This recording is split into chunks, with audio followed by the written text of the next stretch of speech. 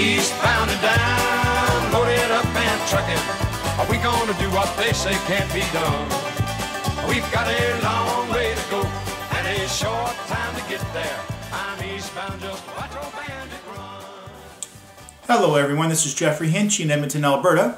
Tonight I want to talk about basically the valuation of your vehicle and how it relates to long-term value. And I want to discuss that. Now, a lot of people when they buy a vehicle, what causes some problems when they come in to trade that vehicle in is that they don't really understand the devaluation of how a vehicle works. Now, let's say we're going to make some numbers that's very simple to understand. Let's say, for example, you come in to look at a $10,000 vehicle and you decided to take that vehicle, and so there is a delivery charge. Most dealerships have a delivery charge because, for example, in Edmonton, a lot of the vehicles might come in through Halifax. They have to come across the country. They would come further to come to Alberta than they would, for example, in Ontario, which is a greater cost. So one of the ways they do that is they have a base manufacturer retail, and they would have essentially this pack fee, or they would have a charge that would entail getting the vehicle to the region. And of course that charge is different in every region because different regions are different distances away. There's a fee to get the vehicle ready that takes place on the shop, etc. So there has to be like a leveling charge to take that into charge, and that would usually be called like a handling fee or whatever, you know. And sometimes that fee is mildly negotiable. Some dealerships will negotiate it, some will not, depending on the area. Now, let's say that delivery fee was $900. Let's say, so now you've got $10,900, and then you decide that you would like to have undercoating, and that undercoating does have an increased value to the vehicle. The vehicle's worth more in a number of years because you've kept it in good condition, and let's say you put $900 into the undercoating, and then you put some other accessories on there. You know, minor accessories that are not really adding to the value of the vehicle. Let's say it's another $1,000, so now you get $2,800. And then, of course, a lot of people like to go with insurance, so they might spend $1,000 in life insurance on their vehicle, whatever. They may determine to buy an extra warranty, and then they have their taxes. And let's say that after all of that, that your actual vehicle came to $14,000. When you leave the dealership, you're not driving a $14,000 vehicle. You are driving a $10,000 vehicle. And the depreciation that takes place is on the $10,000. It's not on the $14,000. What you have actually done is that $4,000 is the cost of doing business. Now, if you leave the dealership, people say, well, I drove off the lot, I'm losing 50%. No, you're not losing 50%. If you considered all those charges, you might be losing 50%. But you're not losing, you know, you're losing it because that's the cost of doing business. That's the cost of getting the vehicle ready for what you want. It's not in the valuation.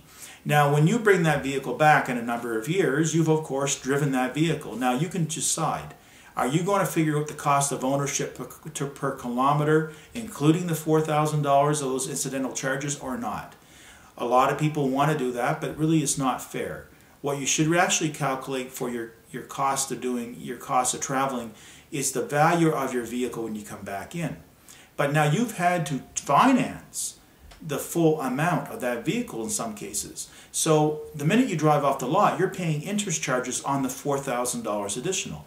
So how do you get around that? Well, one great way of doing it is that when you come to buy your brand new vehicle, is that you have, or this actually applies for used vehicles as well, that you have enough of a down payment to equal the incidentals.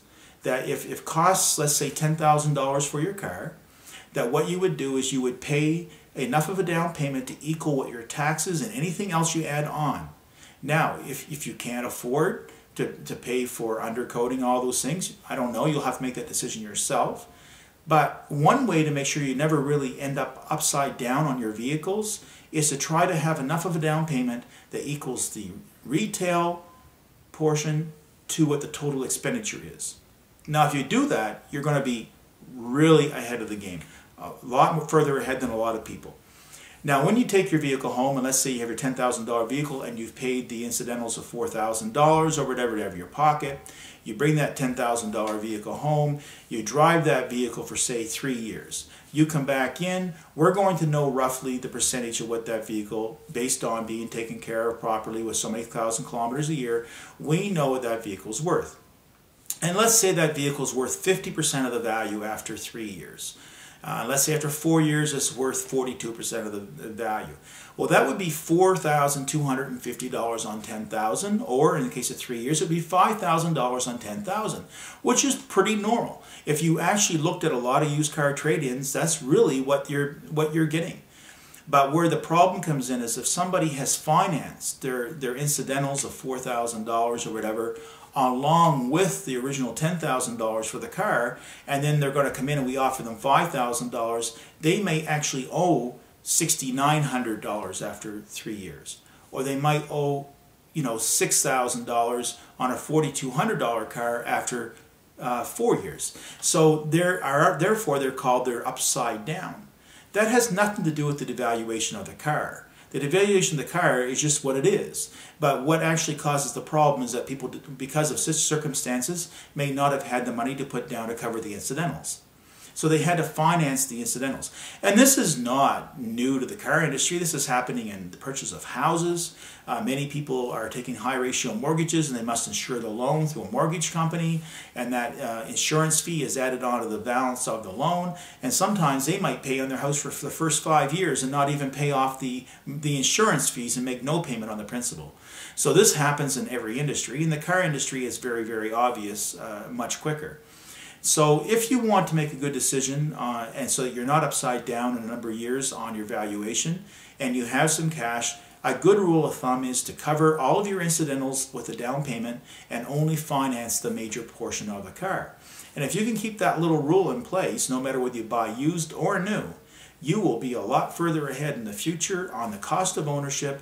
And when you come back to the dealership, usually you will get on trade-in roughly what the value is of what you owe.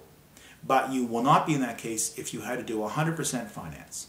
And that's the reason why a lot of people are upside down on their vehicles when they come in. Upside down meaning that they actually owe more than what their vehicle is worth.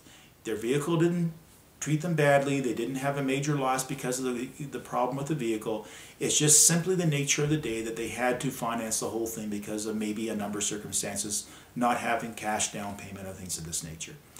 Just the way it is. And the same rule of thumb, if you're buying a $50,000 car and you want to make sure that you're not upside down or in the hole, and when it comes time to trade that vehicle in, you should really have $20,000 down. And if you don't have $20,000 down, you may be buying too much vehicle, or openly buy too much vehicle and just know that you're going to have a bit of a problem in 4 or 5 years that you have to deal with. Can't get any more honest than that. Take care. Loaded up and trucking. Are we going to do what they say can't be done? We've got a long way to go and a short time to get there. I'm eastbound, just watch old bandit run.